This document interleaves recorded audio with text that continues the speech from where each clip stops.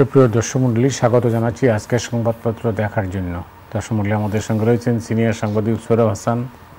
স্বাগত সোহরাব ভাই আপনাকে। জি, শুভরাত্রি। বাংলাদেশ প্রতিদিন শিরোনাম হচ্ছে সংস্কারে ঐক্যের কঠিন চ্যালেঞ্জ, কিভাবে বাঁচবে ঢাকা। মানবজমিন হাসিনা শাসনামলে স্মরণীয় ক্ষতির পর টুকরো বাংলাদেশকে জুড়তে চাইছেন ইউনূস, রেলের মাফিয়া। সমকাল বাংলাদেশে ৩,৩৯৯ অবৈধ ভারতীয়ের বসবাস, জাতিসংঘ চায় সহযোগিতা ঝুঁকি মনে করছে ঢাকা। কালের কণ্ঠ অপরাধের ব্যাপকতায় আতঙ্ক, তারেক রহমান দেশে ফিরবেন কবে। আমার দেশ দিয়াবাড়িতে অস্ত্র উদ্ধার ছিল সাজানো নাটক। বনানীতে পোশাক শ্রমিকদের সড়ক অবরোধ, রাজধানী জুড়ে যানজট, চরম ভোগান্তি। কালবেলা দেশে ধর্ষণের ১.৫ লাখ মামলা বিচারাধীন, ডক্টর ইউনূসের সংস্কারের গতি প্রশ্নবিদ্ধ। দেশ রূপান্তর শর্ত শিথিলের সুযোগে নিবন্ধনের পথে এনসিপি, ছাত্রলীগ নেতার মাধ্যমে লোকবল হিজবুতে। সময়ের আলো, অক্টোবরে ভোটের তফসিল, ৫ দেশে শেখ হাসিনার সম্পদের সন্ধান মিলেছে। খবরের কাগজ, ধর্ষণ নিপীড়নে বেড়েছে সামাজিক অস্থিরতা, শেখ হাসিনা পর্বতসম ক্ষতি করেছেন। Business standard, government targets 11 priority cases for recovering laundering মানি।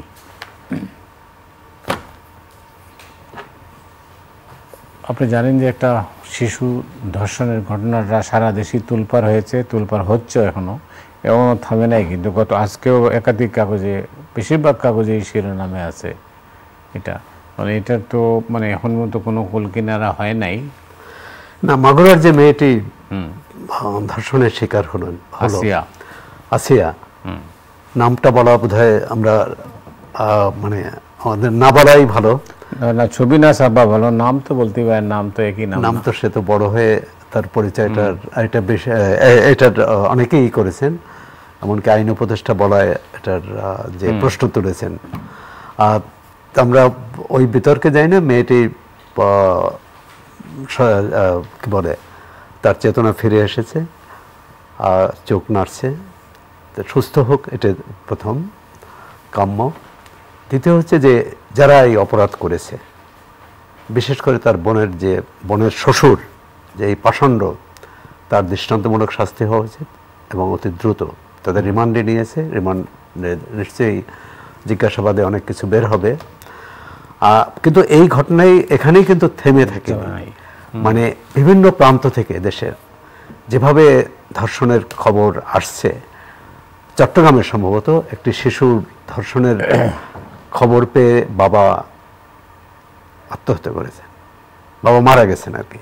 জি, মানে এই শোক সহ্য করতে না পেরে। তারপর অন্তঃসত্ত্বা গৃহবধূ সংঘবদ্ধ ধর্ষণের শিকার। মানে একটা আমরা কি ধরনের, কোনো সভ্য দেশে এটি হতে পারে না। এবং হওয়ার ঘটনার পিছনে পিছনে সরকার হাঁটে, মানে আইনশৃঙ্খলা রক্ষাকারী বাহিনী ৫ জন অভিযুক্ত থাকলে 2 জনকে গ্রেপ্তার করে। কিন্তু এই যে একটি ভয়াবহ অবস্থা তৈরি হয়েছে, এটির ব্যাপারে সরকার কতটা সজাগ, কতটা তার অনুধাবন করছে, এটা প্রশ্ন। এবং দেখুন, ঢাকা বিশ্ববিদ্যালয়ের ছাত্ররা এবং শিক্ষকরাও নেমে এসেছে। অন্যান্য বিশ্ববিদ্যালয়ে একটা সামাজিক প্রতিরোধ তৈরি হয়েছে। হ্যাঁ, সরকারের জন্য এটা ভালো যে এরপর যদি এটি সরকার শক্ত অবস্থান নেয়। এখন সরকার মুখে বলে যে অপরাধীর অপরাধীর দল নেই, পরিচয় নেই বা পক্ষপাত নেই, কিন্তু বাস্তবে সেটা হচ্ছে কিনা। বেশ 1 সপ্তাহ পরে ধরা পড়ল লালমাটিয়া যে 2 তরুণীকে হেনস্থা করেছিল, হেনস্থাকে শারীরিকভাবে লাঞ্ছিত করেছে, তারা ধরা পড়েছে। কিন্তু এত দিন কেন? ঢাকা বিশ্ববিদ্যালয়ে যে মেয়েটিকে হেনস্থা করা হয়েছিল, তাকে কিভাবে ফুলের মালা দিয়ে নিয়ে আসা হলো, জামিন পেয়ে গেল এবং ফুলের মালা দিয়ে বরণ করলো? কারা এরা? এখন এদের সাথে রাষ্ট্র যদি এভাবে দেখে যে কোন ঘটনায় কি প্রতিক্রিয়া হয়, তারপর আইনের প্রয়োগ হবে তার ভিত্তিতে, তাহলে তো দেশে আইনের শাসন থাকবে না। আমরা বলতে চাচ্ছি যে স্বরাষ্ট্র উপদেষ্টা অনেক চেষ্টা করছেন, কিন্তু তিনি পারছেন কিনা। এখন দুটো কারণ হতে পারে। তিনি রাত 3টায় সাংবাদিকদের ডেকে প্রেস ব্রিফিং করেছে, ভোরে বিভিন্ন থানায় যাচ্ছেন, এটা ভালো দিক, কিন্তু তার নির্দেশ তার যে বাহিনী শুনছে কিনা। কারণ পুলিশ আছে, র্যাব, বিজিবি, সেনা সদস্যরাও এই আইনশৃঙ্খলা রক্ষার দায়িত্বে, তারপর এটা কমছে না, যৌথ বাহিনীর অভিযান চলছে। এখন সম্ভবত অপারেশন ডেভিল হান্ট নেই, মানে এই নামে হচ্ছে না। গেল কই সেটা তো প্রশ্ন। বলা হয়েছিল যে এই নামে আর হবে না, তার মানে এই অপারেশনটা নিয়ে জনমনে প্রশ্ন ছিল, সমালোচনা ছিল। কারণ এটি যে ঘটনাকে কেন্দ্র করে এটি অভিযান শুরু হলো, সেই ঘটনা যারা ঘটালো তাদের বিরুদ্ধে নয়, বরং তাদের পক্ষে, যে কারা ওই মানে তাদের উপর আক্রমণ করেছে। সুতরাং এক ধরনের এই সরকারের মধ্যেও রাজনৈতিক দৃষ্টিভঙ্গি কাজ করে, দলীয় দৃষ্টিভঙ্গি কাজ করে, কারো পক্ষে কারো বিপক্ষে। অবশ্যই যেই অপরাধ করুক না কেন, এই সরকারে আমলে করুক, অতীত সরকারে আমলে করুক, তার বিরুদ্ধে আইন নিজস্ব গতিতে চলবে, তাদেরকে পাকড়াও করা হবে, ধরা হবে। আরেকটি আইন শৃঙ্খলা অবনতির একটা বড় কারণ, 5 আগস্টের পরিবর্তনের পর জেলখানা থেকে অনেক জঙ্গি বেরিয়ে এসেছে, সবাইকে কিন্তু ধরা যায়নি। আরেকটি হচ্ছে যে শীর্ষ সন্ত্রাসী, তারা এই সুযোগে, রাজনৈতিক পরিবর্তনের সুযোগে, রাজনৈতিক মামলা বলে তারা অনেকে জামিনে বেরিয়ে এসে তাদের কর্মকাণ্ড চালাচ্ছে। সুতরাং সরকার প্রথমে, এখন বুঝতে হয়তো পারছে, কিন্তু প্রথমে এর যে ভয়াবহতা বুঝতে পারেনি।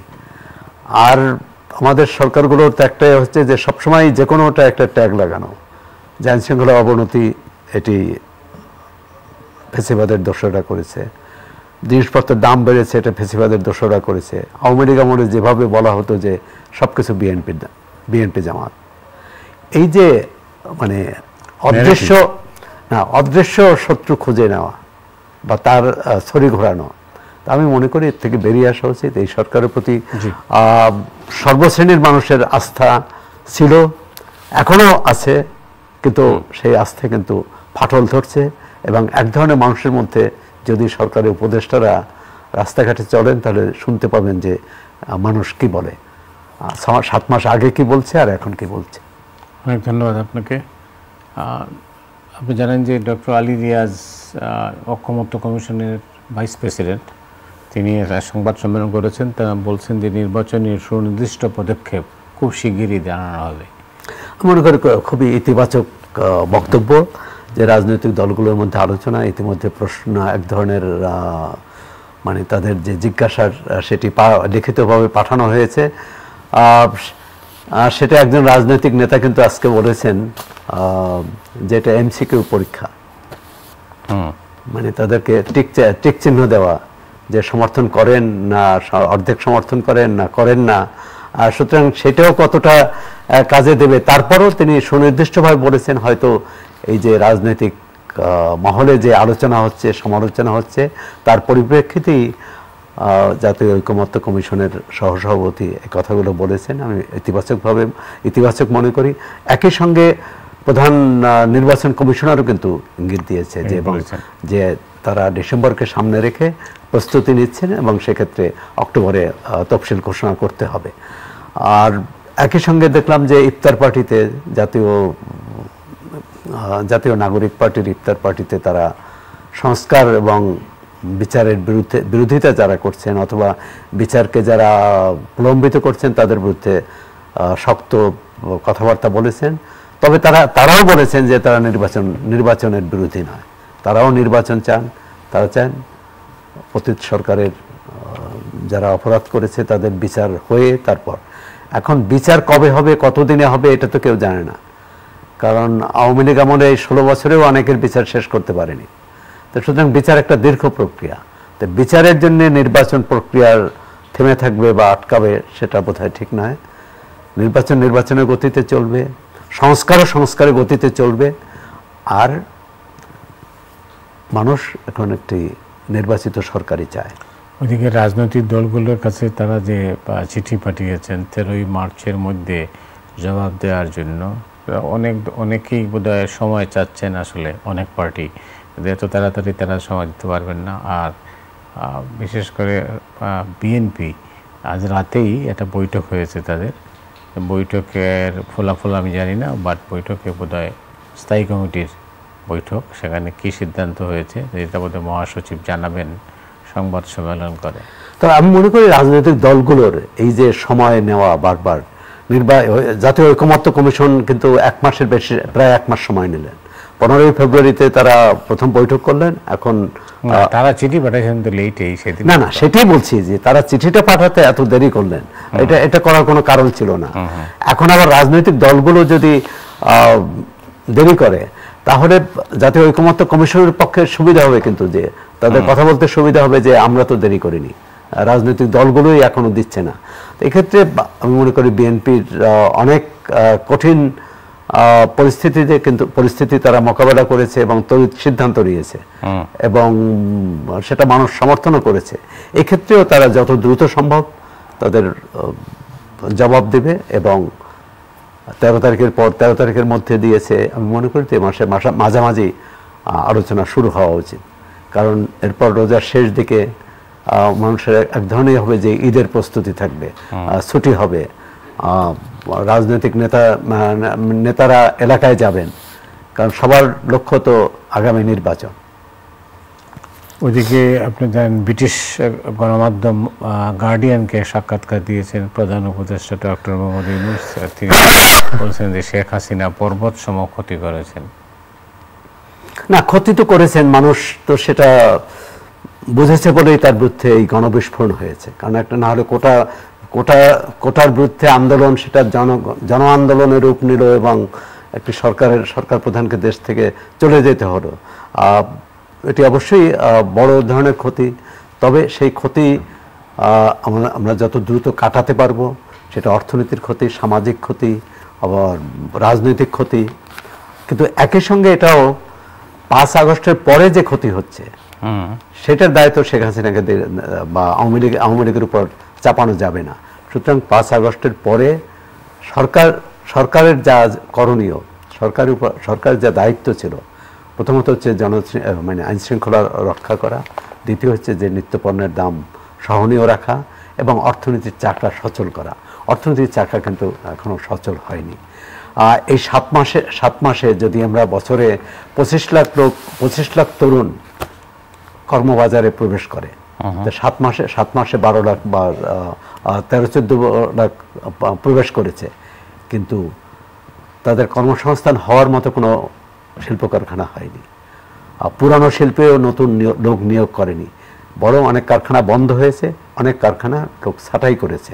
সুতরাং একটা যেটা নীরব, আমরা জিনিসপত্রের দাম বাড়লে আমরা চোখে দেখি যে এটি দাম বেড়েছে, মানুষের আমরা হাহুতাশ করি অথবা চিৎকার করি, প্রতিবাদ করি, কিন্তু এই নীরবে যে ক্ষতিটা হচ্ছে, যে মানুষের এবং এই যে আইন শৃঙ্খলার এই যে অপরাধ বাড়ছে, এরও পিছনে কিন্তু কারণেই কর্মসংস্থান না হওয়া, বেকারত্ব।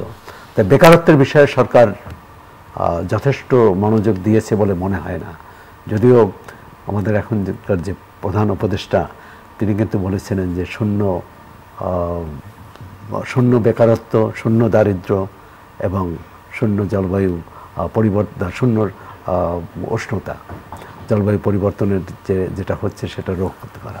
কিন্তু আমরা কোনো শূন্যতার মধ্যে নেই, আমরা 3-0। তাই আমরা 3-0 চাই।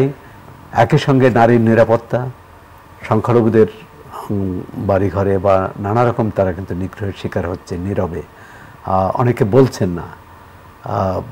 কারণ কেউ খুন হলে বা কোনো বাড়িতে হামলা হলে সেটা যত খবর হয়, কিন্তু নীরবে অনেক ঘটনা ঘটে, অনেকভাবে তারা নিগ্রহের শিকার হন। সেই ব্যাপারেও সরকারের দৃষ্টি দেওয়া উচিত। কারণ এখানে যদি একটি ঘটনা ঘটে, সেটা যদি ভারতে সেটা অতিরঞ্জন করে বা অতিপ্রচার করে, সেটা যাতে না করতে পারে, সে কারণেও আমাদের এ ব্যাপারে সজাগ থাকা উচিত। তা সার্বিকভাবে বলবো যে শেখ হাসিনা যে ক্ষতি করে গেছেন বা আওয়ামী লীগ সরকার 15 বছরে, তাদেরও কিন্তু জনগণ একটা জনগণ তাদের উপর আস্থা রেখে 2009 সালে আওয়ামী লীগের প্রতি যে বিপুল সমর্থন দিয়েছিল, সেই সমর্থনের মর্যাদা তারা রক্ষা করতে পারেনি। এই অন্তর্বর্তী সরকারের প্রতিও কিন্তু মানুষের সমর্থন ছিল, সর্বশ্রেণী পেশার মানুষ, অন্তত সাবেক সরকারের সহযোগীরা ছাড়া। সেটা কতটা রক্ষা করতে পেরেছে, সেটা কতটা সামনে আনতে পেরেছে। হ্যাঁ, অর্থনীতিতে কিছু কিছু ক্ষেত্রে পদক্ষেপ নিয়েছে, এবং সর্বশেষ দেখলাম আজকের পত্রিকায় যে বিদেশি অর্থ ফেরত, পাচার হওয়া অর্থ ফেরত আনার ব্যাপারে একটা আইন হতে যাচ্ছে। কিন্তু সে একটা প্রশ্ন, স্বাভাবিকভাবে একটা প্রশ্ন আসবে যে সেটি 7 মাস পরে কেন, মানে সেটি 1 মাস 2 মাস পরে হতে পারতো কিনা। ইতিমধ্যে একটি সংস্কার কমিশনের এখনো হয় না, হবে আর কি, শ্বেতপত্র যে প্রকাশ কমিটির, শ্বেতপত্র প্রকাশ কমিটির প্রধান, তিনি কিন্তু বলছেন যে তারা যত সুপারিশ করেছেন সরকার কোনোটাই আমলে নিচ্ছে না বা প্রয়োজনীয় পদক্ষেপ নিচ্ছে না। ঢাকা আমাদের প্রিয় রাজধানী, ঢাকা শহর তো অচল হয়ে যায় কোনো একটা রাস্তায় আন্দোলন হলেই। গতকাল যে চিত্র ছিল, পোশাক কর্মী নিহত হয়, অবরোধ, যানজট, ঘন্টার পর ঘন্টা মানুষের কষ্ট। তো এর থেকে আমরা কোনো সরকারই তো আমরা এর থেকে বেরোতে পারলাম না। না, এই সরকারও এই ব্যাপারে খুব প্রথম প্রধান উপদেষ্টা একটা বৈঠক করেছিলেন যানজটকে কীভাবে কমানো যায়, বুয়েটের 2জন শিক্ষককে নিয়ে, কিন্তু এরপর এর কোনো ফলো আপ দেখিনি। দ্বিতীয় হচ্ছে যে সমন্বিত রুট বাস পরিবহন হওয়ার কথা, পরিবহন চালু করার কথা হয়নি। আর ঢাকা অসহনীয় হয়ে গেছে। আমি বলছি যে কোনো অঘটন ঘটলে যানজট সৃষ্টি হয় বা অচল হয়ে যায় তা না, ঢাকা সবসময় অচল। এর মধ্য দিয়ে মানুষ কিভাবে, নিউ ইয়র্ক টাইমসে একটি রিপোর্ট হয়েছিল যে সাংবাদিক এখানে এসেছিলেন বিমানবন্দর থেকে তার শেরাটনে আসার যে অভিজ্ঞতা বর্ণনা করেছিল, ভয়াবহ। মানে আমরা প্রতিদিন, আমরা যেহেতু এটা অভ্যস্ত হয়ে গেছি, সুতরাং আমরা বুঝতে পারি না যে সংকটটা কীরকম, সমস্যাটা কত গভীর এবং কত ক্ষতি হচ্ছে। আমরা এর জ্বালানি খরচ ধরুন, পরিবেশগত বিপর্যয় ধরুন, এবং মানুষের কর্মঘণ্টা যে নষ্ট হচ্ছে, এবং রোজার দিনে এটা তো আরও ভয়াবহ পরিস্থিতি তৈরি হচ্ছে। অনেকেই বলছে, অনেকেই আপনার সড়কে যানবাহনে বসে, সে বাসে বা গাড়িতে ইফতার করতে হচ্ছে। তো এটা তো খুবই, মানে কি বলে, উদ্বেগজনক ঘটনা যে তার পরিবারের সদস্যদের সঙ্গে ইফতার করতে পারবেন না সারাদিন রোজা রেখে। এটি কিভাবে মেনে নেওয়া যায়? আর এখন সরকারের যারা নীতি নির্ধারক তারা কতটা অনুধাবন করেন পুরো ঢাকাকে, কি বলেন, মানে সবকিছুই তো ঢাকামুখী। এই ঢাকামুখী করে এবং এই জনস্রোত না ঠেকিয়ে মানে ঢাকাকে সহনীয় করা যাবে না, পরিবেশ যোগ্য করা যাবে না। আর আরেকটি কথা, যে ভূমিদস্যুদের কথা, মানে আপনার জলাশয়, আপনার যেসব খাল নালা ছিল সেগুলো তো ভরাট করে ফেলছে, সেগুলো বড় বড় ইমারত হয়েছে তার উপর। তাহলে ঢাকা বাঁচবে কি করে? যে কোনো একটা নদী, এবং ঢাকা হতে পারতো পৃথিবীর অন্যতম সুন্দর শহর, কারণ এরকম 3 দিকে নদী, এরকম না। কিন্তু প্রায় 2 কোটিরও বেশি মানুষ, এটা কি সম্ভব? 2 কোটিরও না, সে কারণে কেন বেশি মানুষ, কেন সবকিছুই ঢাকায় থাকতে হবে? আপনার বিশ্ববিদ্যালয় থেকে শুরু করে সেনানিবাস সবই ঢাকায়, সরকারের সমস্ত প্রধান কার্যালয় ঢাকায়। মানে এর একটা চিন্তা করা উচিত। ঢাকায় কেন নদী ভবন থাকতে হবে? ঢাকায় কেন নৌপরিবহন সদর দপ্তর থাকতে হবে? এবং আমরা অনেক সমালোচনা করি, আমরা সীমান্তে যাদের কাজ, তার সদর দপ্তর ঢাকায় কেন হবে? আচ্ছা, আমরা স্বৈরাচার বলি, হোসেন মোহাম্মদ এরশাদ কিন্তু অনেকগুলো সদর দপ্তর ঢাকার বাইরে নিয়ে গেছিলেন, কিন্তু আন্দোলন প্রতিবাদের মুখে সেগুলো রাখতে পারেননি, এবং পরবর্তীকালে তো সব যা হয়েছে। এই ছিল পরিস্থিতি। সর্বশেষ যেটা আমি সমকালীন শিরোনাম দেখছিলাম, বাংলাদেশে 3399 অবৈধ ভারতীয়ের বসবাস। যাক, এটা একটা ভালো রিপোর্ট বলবো, যে কারণ এটা নিয়ে বহু বছর ধরে আলোচনা যে কত বিদেশি আছে। এখন এই অবৈধ বিদেশি তারা কি কোনো পাসপোর্ট ভিসা ছাড়া এসেছে, না ভ্রমণ ভিসায় এখানে এসে কাজ করেছে, অবৈধভাবে কাজ করেছে, মানে কাগজপত্র ছাড়া। এটা একটি প্রশ্ন। আর দ্বিতীয় হচ্ছে, আমরা তো এতদিন শুনছিলাম যে লাখ লাখ অবৈধ বিদেশি নাগরিক আছে, বিশেষ করে ভারতীয় নাগরিক। এখন দেখলাম সেখানে 3000, তবে এর মধ্যে 86,000 না কত হাজার চলে গেছে, মানে এই যে সরকারের যে বিজ্ঞপ্তি বা সরকারের যে কঠোর নির্দেশনার পরে। তারপরও প্রতিটি ঘটনা যেহেতু এটা চিহ্নিত করা গেছে, প্রতিটি ঘটনায় কি কি কারণে কি, এবং সেখানে একটা বেশ মোটা অঙ্কের জরিমানার বিষয় আছে, যে জরিমানা করে দেখ, অথবা আরেকটা তো সহজ পথ আছে যে যাদের বৈধ কাগজপত্র নেই তাদেরকে ডিপোর্ট করা। আর সেটি যুক্তরাষ্ট্র যখন বাংলাদেশ, ভারত সহ অন্য দেশের নাগরিকদের এভাবে ডিপোর্ট করতে পারে, মানে তাদেরকে বের করে দিতে পারে, বাংলাদেশে, তবে এক্ষেত্রে সংশ্লিষ্ট দেশের সঙ্গে কূটনৈতিক পর্যায়ে আলোচনা করা উচিত। মানে কারণ সবটাই তো যুদ্ধ করে সমাধান করা যাবে না। আবার একইভাবে বাংলাদেশের যদি কোনো নাগরিক কাগজপত্র ছাড়া অন্য দেশে থাকে, সেটাও কিন্তু কূটনৈতিকভাবে সমাধান করা উচিত। স্যার ভাই, অনেক অনেক ধন্যবাদ আপনাকে। ধন্যবাদ আপনাকে। দর্শক মণ্ডলী, আজ এ পর্যন্তই। আপনারা সবাই ভালো থাকুন। শুভরাত্রি।